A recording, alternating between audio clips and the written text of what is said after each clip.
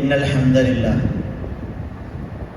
نحمده ونستعينه ونؤمن به ونتوكل عليه ونعوذ بالله من شرور أنفسنا ومن سيئات أعمالنا من يهده الله فلا مضل له ومن يضلل فلا هادي له وأشهد أن لا إله إلا الله وحده لا شريك له وأشهد أن محمدا عبده ورسوله أرسله بالهدى ودين الحق ليظهره على الدين كله ولو كره المشركون اللهم صل على محمد وعلى آل محمد كما صليت على إبراهيم وعلى آل إبراهيم إنك حميد مجيد وبارك على محمد وعلى آل محمد كما باركت على إبراهيم وعلى آل إبراهيم إنك حميد مجيد أما بعد فإن خير الحديث كتاب الله وخير الهدي هدي محمد صلى الله عليه وسلم وشر الأمور محدثاتها وكل محدثة بدعة وكل بدعة ضلالة وكل ضلالة في النار يا أيها الذين آمنوا اتقوا الله حق تقاته ولا تموتن إلا وأنتم مسلمون يا أيها الذين آمنوا اتقوا الله وقولوا قولا سديدا يصلح لكم أعمالكم ويغفر لكم ذنوبكم ومن يطع الله ورسوله فقد فاز فوزا عظيما أعوذ بالله السميع العليم من الشيطان الرجيم الله الذي خلقكم من ضعف ثم جعل من بعد ضعف قوة ثم جعل من بعد قوة ضعفا وشيبة يخلق ما يشاء وهو العليم القدير. ഏറെ ആദരണീയരായ സത്യവിശ്വാസികൾ, ജീവിതത്തിൻ്റെ രഹസ്യ പരസ്യ മേഖലകളിൽ അള്ളാഹുവിനെ ഭയപ്പെട്ട് തഖ്വയോടുകൂടി ജീവിക്കണമെന്ന് ഉണർത്തുന്നു, വസിയ്യത്ത് ചെയ്യുന്നു.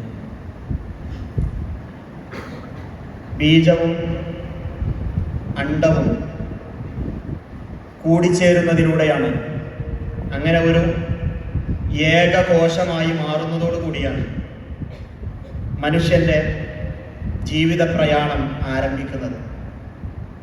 ഗർഭാശയത്തിൽ വിവിധ ഘട്ടങ്ങളിലൂടെ ഒരു മനുഷ്യൻ കടന്നു പോകുന്നുണ്ട്. അല്ലാഹു ആ ബീജത്തെ ഒരു ഭ്രൂണമാക്കി മാറ്റി. പിന്നെ പിന്നെ ബീജത്തെ പിന്നീട് ഭ്രൂണമാക്കി മാറ്റുകയും ആ അലക്ക അതിങ്ങനെ ഗർഭാശയ ഭിത്തിയിൽ അള്ളിപ്പിടിച്ച് കിടക്കുന്ന ഒരു നിസ്സാരമായ വസ്തുവായിരുന്നതിന് ശേഷം പിന്നീട് അതിനൊരു മുറുകയാക്കി മാറ്റുന്നു. ഒരു മാംസപിണ്ഡം, കടിച്ചു തുപ്പിയ ഒരു മാംസകഷ്ണം പോലെ തോന്നിക്കുന്ന മുറുകയാക്കി മാറ്റുന്നു. പിന്നീട് ആ മാംസപിണ്ഡത്തെ ഒരു എല്ലിന്റെ രൂപമാക്കി മാറ്റുന്നു. പിന്നീട് ആ എല്ലിന്റെ മുകളിൽ അല്ലാഹു മാംസം കൊണ്ട് പൊതിയുന്നു. പിന്നീട് മറ്റൊരു സൃഷ്ടിയായി അല്ലാഹു അവനെ സൃഷ്ടിക്കുകയും ചെയ്യുന്നു. ഏറ്റവും നല്ല സൃഷ്ടികർത്താവായ അല്ലാഹു അനുഗ്രഹപൂർണനായിരിക്കുന്നുവെന്ന് ഖുർആൻ നമ്മളെ ഓർമ്മിപ്പിക്കുകയാണ്. ഇതിലൂടെയൊക്കെ നമ്മളൊക്കെ താണ്ടിക്കടന്നു വന്ന നമ്മളുടെ ജീവിതത്തിന്റെ നമ്മൾ അറിയാത്ത ഒരുപാട് ഘട്ടങ്ങളെപ്പറ്റി അല്ലാഹു സുബ്ഹാനഹു വ തആല വിശുദ്ധ ഖുർആനിലൂടെ ഭ്രൂണശാസ്ത്രം എന്താണെന്നറിയാത്ത കാലത്ത് നമുക്ക് പറഞ്ഞു തരുന്ന ഒരു അത്ഭുതമാണ്. എന്നിട്ട് അല്ലാഹു സുബ്ഹാനഹു വ തആല ഖുർആനിലൂടെ തന്നെ മനുഷ്യന്റെ ജീവിതത്തിൽ രണ്ട് അവസ്ഥകളെ പറ്റി പറയുന്നുണ്ട്. ഒന്ന്, മനുഷ്യൻ ദുർബലരായിരിക്കുന്ന അവസ്ഥ. മറ്റൊന്ന്, മനുഷ്യൻ ശക്തനായിരിക്കുന്ന അവസ്ഥ. ആ ശക്തിക്കു ശേഷം വീണ്ടും ദുർബലനായി പോകുന്ന അവസ്ഥ. അല്ലാഹുല്ലദീ ഖലഖകും മിൻ ദഅഫ്, അല്ലാഹുവാണ് ദുർബലാവസ്ഥയിൽ നിങ്ങളെ സൃഷ്ടിച്ചത്. നമ്മളുടെ ഗർഭാശയത്തിലുള്ള അവസ്ഥകൾ, നമ്മൾ നിസ്സാരരായിരുന്ന കാലം, നമ്മൾ പെറ്റുവീണ കാലം, ശരീരത്തിലൂടെ ഒരു ഉറുമ്പരിച്ചാൽ പോലും തട്ടിമാറ്റാൻ കഴിയാത്ത ദുർബലാവസ്ഥ, ആ ശൈശവാവസ്ഥ, അതിനുശേഷമുള്ള ബാല്യകാലം, നമ്മൾ ദുർബലരായിരുന്നു. അത്രമേൽ ആശ്രയം ആഗ്രഹിച്ചവരായിരുന്നു. ഉമ്മയുടെയും ഉപ്പയുടെയും തണലിൽ മാത്രം ജീവിച്ചവരായിരുന്നു. അതിനുശേഷം നമുക്ക് കൗമാരവും അതുപോലെ തന്നെ യൗവനവുമാകുന്ന നമ്മളുടെ കരുത്തുറ്റ കാലം വന്നു. പിന്നീട് ആ ദുർബലാവസ്ഥയ്ക്ക് ശേഷം മനുഷ്യൻ കരുത്തനും ശക്തനുമായ ഒരു കാലഘട്ടം അവന് കടന്നു വന്നു. പിന്നീട് അള്ളാഹു പറയാണ്, പിന്നീട് ആ കരുത്തുള്ള അവസ്ഥയ്ക്ക് ശേഷം മനുഷ്യന് വീണ്ടും അല്ലാഹു ദുർബലാവസ്ഥയും നരയും സമ്മാനിച്ചുവെന്ന്. അല്ലാഹു അവൻ ഉദ്ദേശിക്കുന്നതൊക്കെ സൃഷ്ടിക്കുന്നു. എന്തുകൊണ്ട് യൗവനം, എന്തുകൊണ്ട് മധ്യവയസ്കത, എന്തുകൊണ്ട് വാർദ്ധക്യം, എന്തുകൊണ്ട് നര, എന്തുകൊണ്ട് ഈ ശക്തിയുള്ള അവസ്ഥ, എന്തുകൊണ്ട് ഈ ശാരീരികമായ ദൗർബല്യങ്ങൾ എന്നതിനൊക്കെയുള്ള ഉത്തരം യഖ്ലുഖു മാ യശാ, അല്ലാഹു അവൻ ഉദ്ദേശിക്കുന്നതിനെ സൃഷ്ടിക്കുന്നു. വഹുവൽ അലീമുൽ ഖദീർ, അല്ലാഹു എല്ലാം അറിയുന്നവനും എല്ലാത്തിനും കഴിവുള്ളവനുമാകുന്നു എന്ന് ഖുർആൻ നമ്മളെ ഓർമ്മപ്പെടുത്തണം. അപ്പോൾ ഇങ്ങനെയുള്ള ഘട്ടങ്ങളെല്ലാം കടന്നു വരുന്നവരാണ് മനുഷ്യർ. ഇതൊക്കെ ജീവിതത്തിന്റെ ഘട്ടങ്ങളാണ്. ഈ പല ഘട്ടങ്ങളും കടന്നുപോയ ആളുകളും ഉണ്ടാകും. അതിലെ ഏറ്റവും അവസാനത്തെ ഘട്ടമാണ് വാർദ്ധക്യം എന്നത്. അതിനുശേഷം ഒരു ഘട്ടമില്ല. അത് ഒരു മനുഷ്യന്റെ ജീവിതത്തിന്റെ അവസാനമാണ്. ഈ വരുന്ന ഒക്ടോബർ 1 ലോക വയോജന ദിനമാണ്.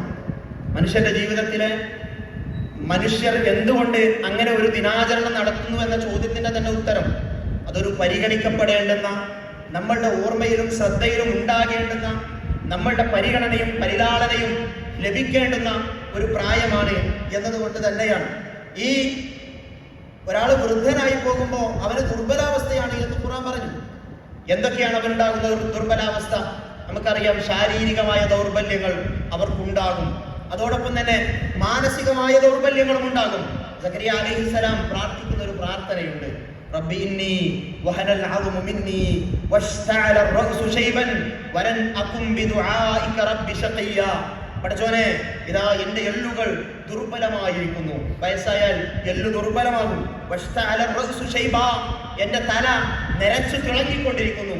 വലം അകും ബിദുആഇക റബ്ബി ശഖിയ, പടച്ചോനെ, നിന്നോടുള്ള പ്രാർത്ഥനയിൽ ഞാൻ ഒരിക്കലും നിരാശയിലുള്ളവനല്ല, ആശയറ്റവനല്ല എന്ന് സക്കരിയ അലൈഹിസ്സലാം കുഞ്ഞിനു വേണ്ടി വാർദ്ധക്യത്തിൽ പ്രാർത്ഥിക്കുമ്പോൾ പറയുന്നതാണ് വഹനൽ അദ്മു മിന്നി, എന്റെ ശരീരം ദുർബലമായിരിക്കുന്നു എന്നത്. അതൊരു ദുർബലാവസ്ഥ തന്നെയാണ്. ശാരീരികമായ ദുർബലതകൾ അവർക്കുണ്ടാകും. ഒരു 4-5 സ്റ്റെപ്പ് കാണുമ്പോഴേക്കിന് ഇങ്ങനെ അന്താളിച്ചു നിൽക്കുന്ന അവസ്ഥയുണ്ടാകും. തമാശയായി പോലും അവരിങ്ങനെ സ്റ്റെപ്പുകൾ കയറുന്ന സമയത്ത് ഇവിടെയൊക്കെ ഒരു ലിഫ്റ്റ് വെച്ചാൽ എന്താ എന്ന് ചോദിക്കുന്നത് നമ്മൾ കേൾക്കാറുണ്ട്. അതൊരു പ്രയാസം തന്നെയാണ്. അവരുടെ ശരീരത്തിൽ ഉണ്ടാകുന്ന ദുർബലാവസ്ഥ തന്നെയാണ്. വഹനൽ അദ്മു മിന്നി, എന്റെ ശരീരത്തിലെ എല്ലുകൾ ദുർബലമായിരിക്കുന്നു എന്നത്. ശരീരത്തിന്റെ ശക്തി, ശാരീരികമായിട്ടുള്ള കുറവുകൾ എന്ന് പറയുന്നത് ശരീരത്തിന്റെ ശക്തി ക്ഷയിക്കാൻ തുടങ്ങും. അതുപോലെ തന്നെ കാഴ്ചയും കേൾവിയും ഒക്കെ മനുഷ്യൻ കുറഞ്ഞു വരും. അതുപോലെ തന്നെ ശരീരത്തിൽ ചുളിവ് വീഴും. രോഗങ്ങൾ, മുമ്പൊക്കെ നല്ല ആരോഗ്യാവസ്ഥയിൽ ഉണ്ടായിരുന്ന ആളുകൾക്ക് രോഗം പിടിപെടാൻ തുടങ്ങും, പെട്ടെന്ന് രോഗിയാകാൻ തുടങ്ങും. അതുപോലെ തന്നെ ക്ഷീണമുണ്ടാകും, എല്ലുകൾ ദുർബലമാകും. അതുപോലെ തന്നെ ശരീരത്തിന്റെ സൗന്ദര്യമൊക്കെ ഇങ്ങനെ കുറഞ്ഞു വരാൻ തുടങ്ങും. മുമ്പത്തെ പോലെയുള്ള പ്രവർത്തനങ്ങളൊന്നും ചെയ്യാൻ കഴിയാത്ത അവസ്ഥയുണ്ടാകും. വേദനകൾ ഉണ്ടാകും, ഊരവേദന ഉണ്ടാകും, ശരീരത്തിന്റെ കൈകാലുകൾക്ക് വേദനകൾ ഉണ്ടാകും, നീർക്കെട്ടുണ്ടാകും. ഇങ്ങനെയുള്ള പ്രയാസങ്ങളൊക്കെ ശാരീരികമായിട്ട് അവർക്കുണ്ടാകും. മാനസികമായുമുള്ള ദുർബലതകൾ ഉണ്ടാകും. ഒരു ഒറ്റപ്പെടൽ മനുഷ്യർക്കപ്പോൾ വരും. പ്രത്യേകിച്ചും മക്കളൊക്കെ അവരുടേതായ ജോലി തിരക്കുകൾക്ക്, സ്വാഭാവികമായ ജോലി തിരക്കുകളിലേക്ക് പോകുമ്പോൾ ഉണ്ടാകുന്ന ഒരു ഒറ്റപ്പെടൽ ഉണ്ടാകും. അതുപോലെ തന്നെ സുഹൃത്തുക്കൾ, തൻ്റെ കൂട്ടുകാരൊക്കെ ഇങ്ങനെ അങ്ങുമിങ്ങും മരിച്ചു വീഴുന്നത് കാണുമ്പോൾ ആ മനുഷ്യന് ഉണ്ടാകുന്ന ഒരു അസ്വസ്ഥതയുണ്ട്. അതുപോലെ തന്നെ ഭയമുണ്ടാകും. രോഗം വരുമോ എന്ന പേടി, മരണം വരുമോ എന്ന പേടി, ഞാൻ ഒറ്റപ്പെട്ടു പോകുമോ എന്നുള്ള ഭയം, എന്നെ നോക്കാൻ ആളുണ്ടാവൂലേ എന്നുള്ള പേടി, എൻ്റെ മക്കൾ എന്നെ നോക്കൂലേ എന്നുള്ള ഒരു ഭയം. ഓർമ്മശക്തി ഇങ്ങനെ കുറഞ്ഞു വരും. അവരിങ്ങനെ പരാതി പറയും, പണ്ടത്തെ പോലെയൊന്നും എനിക്കിങ്ങനെ ഓർമ്മയിൽ നിൽക്കുന്നില്ല കാര്യങ്ങൾ എന്ന് പറയും. അതുപോലെ തന്നെ പഴയകാല ഓർമ്മകൾ അവരുടെ മനസ്സിലേക്ക് കൂടുതലായിട്ട് വരും. അത് ആളുകളോട് പറയുന്നതിൽ അവർ സന്തോഷം കണ്ടെത്തും. മറ്റുള്ളവരെ താൻ ആശ്രയിക്കേണ്ടി വരുന്നു എന്നതിന്റെ ഒരു പ്രയാസം അതൊരു മനുഷ്യനെ ആഗ്രഹിക്കുമല്ലോ. ഒരു സ്റ്റെപ്പ് കാണുമ്പോൾ ഒറ്റയ്ക്ക് കയറണം തന്നെയാണ് ആഗ്രഹിക്കുക. പക്ഷെ അടുത്ത ആരെങ്കിലും ഉണ്ടോ എന്ന് നോക്കും, ഒന്ന് കൈ പിടിക്കാൻ. അത് മനുഷ്യരിൽ ഉണ്ടാക്കുന്ന ഒരു പ്രയാസമുണ്ട്. ഇങ്ങനെ വൃദ്ധരുടെ ഒരുപാട് സംഘർഷങ്ങൾ ആ വാർദ്ധക്യ കാലത്തിൽ മനുഷ്യൻ കടന്നു പോകുന്നുണ്ട്. അതുകൊണ്ട് തന്നെ ഈ വൃദ്ധരായ മനുഷ്യരുടെ മാനസിക തലം ഉൾക്കൊണ്ടുകൊണ്ട് അവരോട് പെരുമാറുക എന്നുള്ളത് കരുത്തും ശക്തിയും യൗവനവും ഒന്നും ചോർന്നുപോയിട്ടില്ലാത്ത ആളുകളുടെ ഉത്തരവാദിത്വം തന്നെയാണ്. അവർ റെസ്പെക്ട് ചെയ്യപ്പെടേണ്ടവരാണ്. ഒരുപാട് ജീവിത പാഠങ്ങളുള്ള മനുഷ്യരാണ്. അനുഭവങ്ങളിലുള്ള കാര്യങ്ങൾ മനസ്സിലാക്കിയവരാണ്. ഇന്നത്തെ യൗവനവും കൗമാരവും ഒക്കെ ചില കാര്യങ്ങൾ ചെയ്യുമ്പോൾ അവരിങ്ങനെ പിറുപിറുക്കും, അവർ അസ്വസ്ഥത കാണിക്കും. കാരണം അത് അവിടെ എത്തിച്ചേരുമെന്നുള്ളതിന് അവരുടെ ജീവിതത്തിലെ അനുഭവങ്ങൾ നേർസാക്ഷ്യമായി ഉണ്ടാകുമ്പോൾ അവർ അസ്വസ്ഥത കാണിക്കും. തങ്ങൾ റെസ്പെക്ട് ചെയ്യപ്പെടണമെന്ന് അവർക്ക് തോന്നി തുടങ്ങും. കാരണം അതവരുടെ ഒരു മാനസിക തലമാണ്. എത്രയേറെ ജീവിച്ച പരിചയവും പ്രായവും പക്വതയൊക്കെ ഉള്ള മനുഷ്യർ അവർ റെസ്പെക്ട് ചെയ്യപ്പെടണം എന്നവർ ആഗ്രഹിക്കും. അവർക്കുണ്ടാകുന്ന ചെറിയ പ്രായത്തിൽ നിന്നുണ്ടാകുന്ന ഒരു ചെറിയ അവഗണന പോലും അവരുടെ മനസ്സുകളിൽ അസ്വസ്ഥതകൾ നിറക്കും. അതുകൊണ്ടാണ് അല്ലാഹു സുബ്ഹാനഹു വ തആല ആ പ്രായത്തിലുള്ളവരുടെ മാനസിക തലത്തെ പരിഗണിച്ചുകൊണ്ട് തന്നെ ഖുർആൻ മക്കളോട്, വൃദ്ധരായ മാതാപിതാക്കളുടെ വിഷയത്തിൽ ഉണർത്തുന്ന ഗൗരവമായ ഒരു ആയത്തിൽ ഇമ്മാ യബ്ലുഗന്ന ഇൻദകൽ കിബരി അഹദുഹുമാ ഇൻദകൽ കിബറ അഹദുഹുമാ ഔ കിലാഹുമാ ഫലാ തഖുൽ ലഹുമാ ഉഫ്.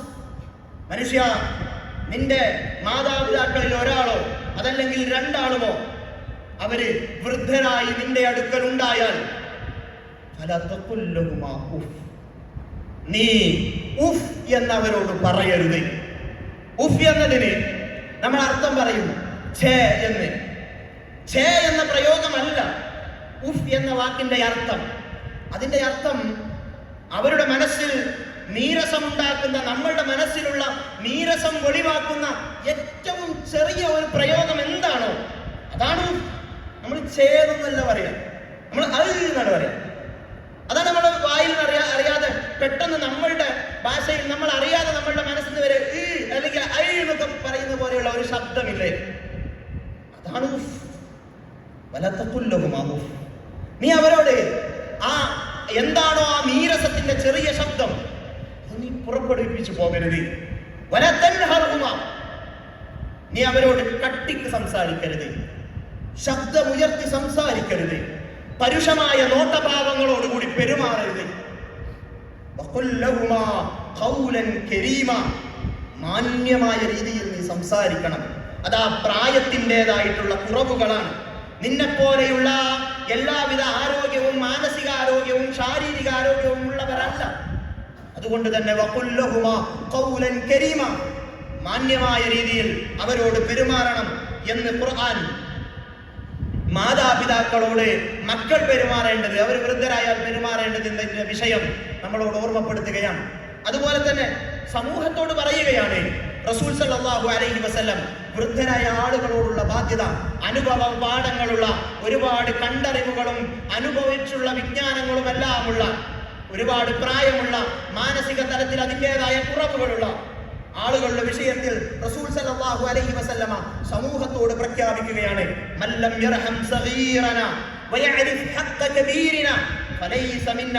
ചെറുപ്പത്തോട് കാരുണ്യം കാണിക്കാത്തവരും അതുപോലെ തന്നെ വലിയവരോടുള്ള, മുതിർന്നവരോടുള്ള ബാധ്യതകൾ മനസ്സിലാക്കാത്തവരും ഫലൈസ മിന്ന, അവർ നമ്മിൽപ്പെട്ടവരല്ല എന്ന് റസൂൽ സല്ലല്ലാഹു അലൈഹി വസല്ലമ നമ്മളോട് പറയുകയാണ്. ഒരു വൃദ്ധനായ മനുഷ്യനെ നമ്മൾ കാണുമ്പോൾ അയാളോടുള്ള ഉത്തരവാദിത്തങ്ങൾ മനസ്സിലാക്കാതെ അദ്ദേഹം ബസ്സിൽ ഇങ്ങനെ കയറുമ്പോൾ ആളുകൾ സീറ്റ് കിട്ടുവാൻ വേണ്ടി ഇങ്ങനെ തിരയും.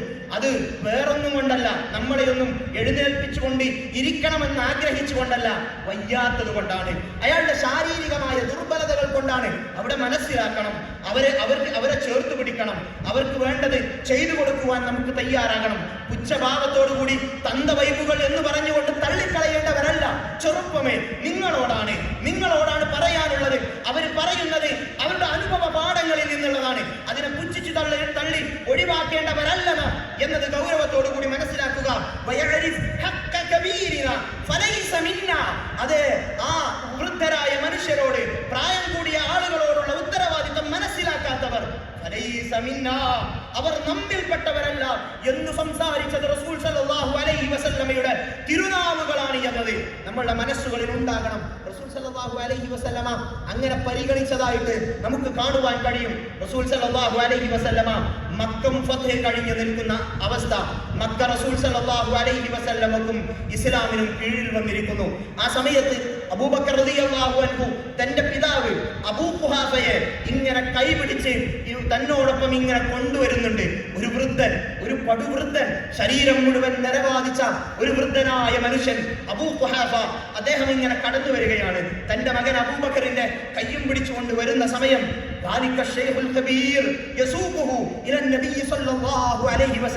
ആ പടുവൃദ്ധൻ റസൂൽ സല്ലല്ലാഹു അലൈഹി വസല്ലമയുടെ സന്നിധിയിലേക്ക് ഇങ്ങനെ നയിച്ചു കൊണ്ടുവരപ്പെടുന്ന അവസ്ഥ. മക്കയുടെയും മദീനയുടെയും ഭരണാധികാരിയായ റസൂൽ സല്ലല്ലാഹു അലൈഹി വസല്ലമ, ആ മക്കയുടെ മണ്ണിൽ വിജയശ്രീലാളിതനായി നിൽക്കുന്ന റസൂൽ സല്ലല്ലാഹു അലൈഹി വസല്ലമ, ആ രണ്ടു പ്രദേശത്തിന്റെയും അധികാരി, ഭരണാധികാരി ആ റസൂൽ സല്ലല്ലാഹു അലൈഹി വസല്ലമ തിരിച്ചു പറയുന്ന ഒരു വാക്കുണ്ട്.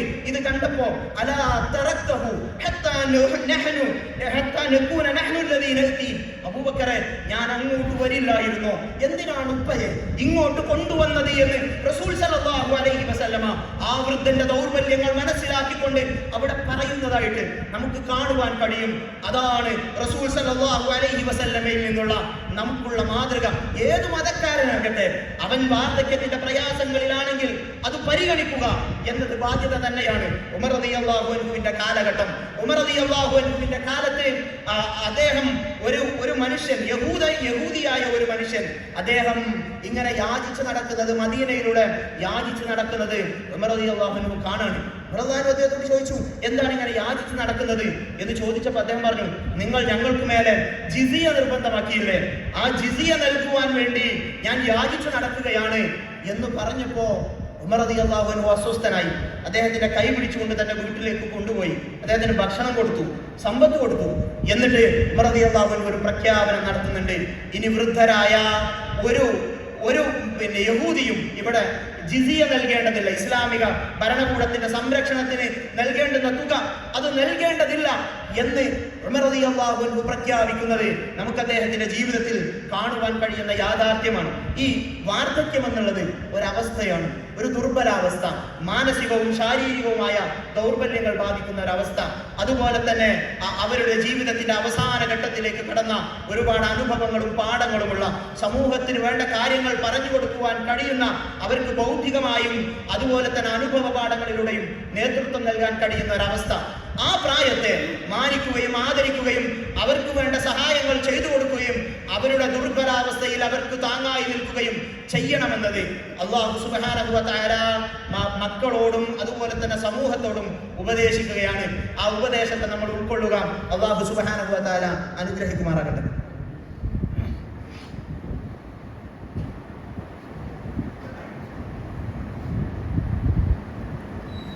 അൽഹംദുലില്ലാഹി വഹ്ദഹു ونصر عبده وهزم الأحزاب وحده أصلي وأسلم على أفضل الصلاة وأزكى السلام وأتم التسليم على نبينا محمد صلى الله على آله وأصحابه وسلم تسليما كثيرا.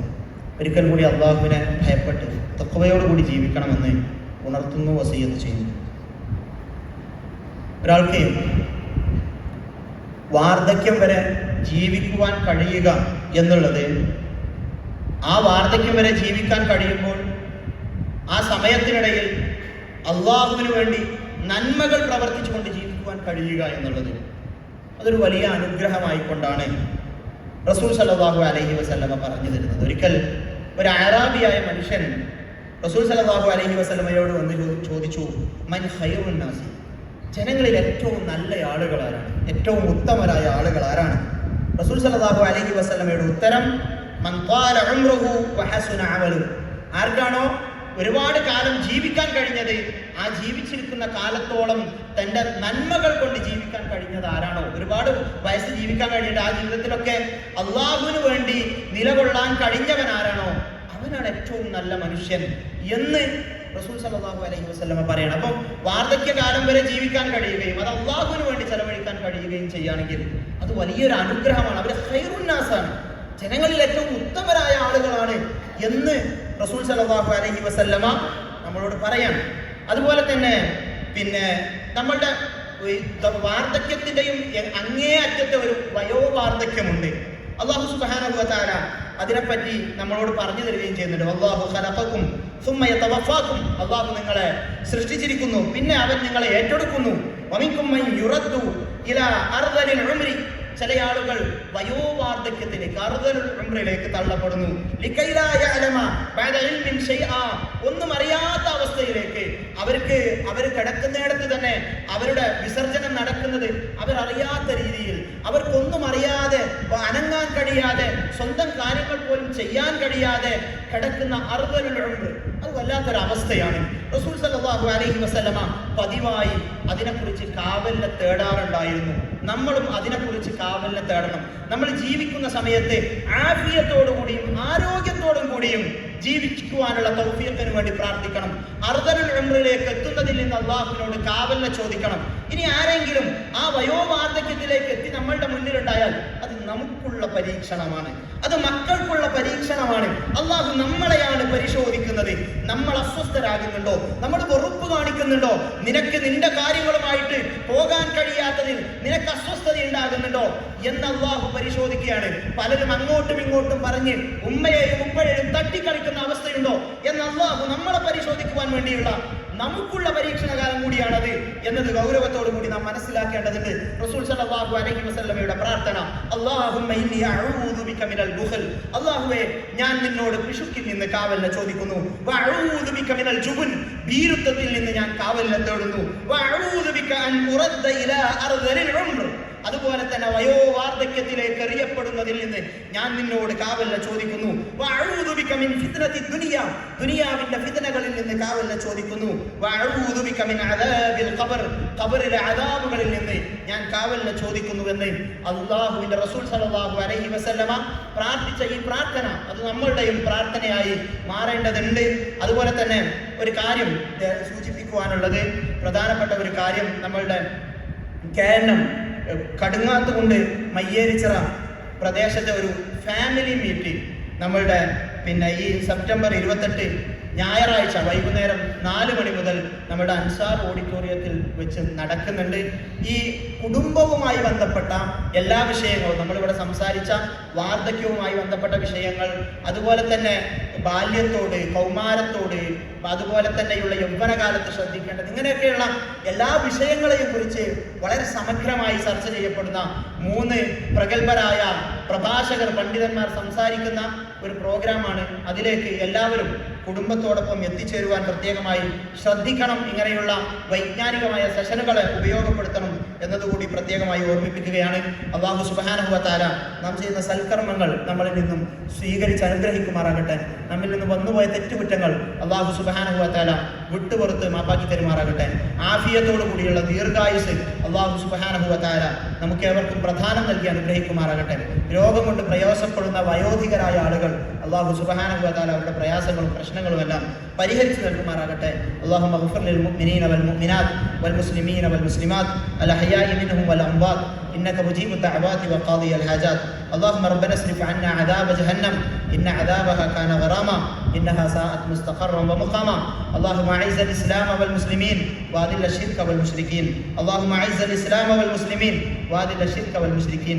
اللهم دمر أعداءنا وأعداءك وأعداء الدين. اللهم ربنا هب لنا من أزواجنا وذرياتنا قرة أعين واجعلنا للمتقين إماما. اللهم احفظ بلادنا، اللهم احفظ بلادنا، اللهم احفظ بلادنا وأئمتنا وأمتنا وعلماءنا وأمراءنا وأولادنا وشبابنا من كل الفتن ما ظهر منها وما بطن ومن كيد الشيطان. اللهم إنا نعوذ بك من الشقاق والنفاق وسوء الأخلاق. اللهم ربنا تقبل منا إنك أنت السميع العليم وتب علينا إنك أنت التواب الرحيم. اللهم ربنا آتنا في الدنيا حسنة وفي الآخرة حسنة وقنا عذاب النار والحمد لله رب العالمين.